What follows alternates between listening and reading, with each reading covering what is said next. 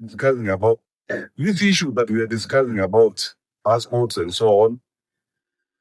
I was the Minister for Interior, so I understand this thing like the back of my hand.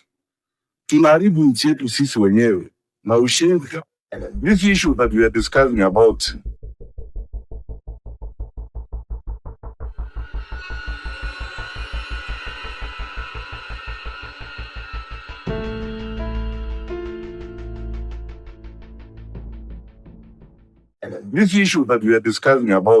passports and so on.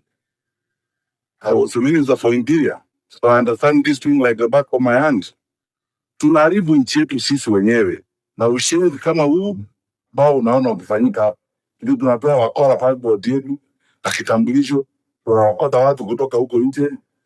Sisi tunaomba mtufae serikali ili tuwaonyeshe vile nchi inapaswa kuendeshwa, so that we can be respected the way we are respected. How can you in this day and age seek to make yourself independent? Unatoa tu kitambulisho kiolela.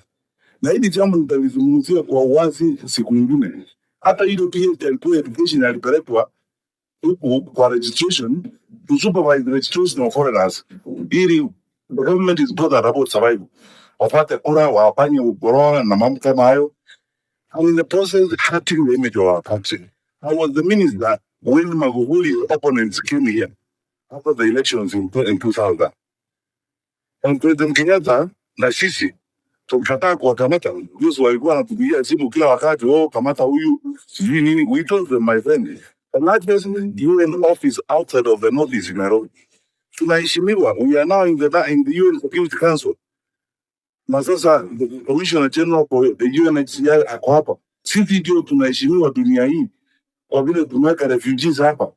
We can't arrest people kiholela kwa sababu serikali ya kwao haiwataki.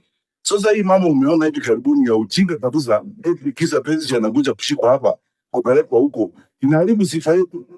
Na tupata nafasi Mheshimiwa Rigathi na wengine wataweza kueleza hata shida yetu ya chai kwenda Sudan imetokana kwa sababu wale wakora wa Sudan wameishi hapa. Sasa serikali ya huko imesema sisi hatuwezi kuchukua chai ya Kenya. Wakulima wa hapa sasa ndio wanaumia kwa sababu ya maneno kama haya. Hiyo ndio sababu wananchi tunataka serikali. Mtutoe serikali, mtuunge mkono.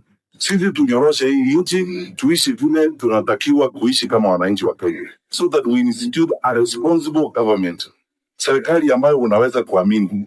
Kama tungekuwa na serikali ya kuaminika, a minister of government would come out and explain this is what's going on and so on. But they don't care. As Justin Muturi says, even what's going on in the Middle East, they don't care. They care for only one thing: looting the country and putting money in their pockets. That's all. To the welfare of the people, even matters that affect the people.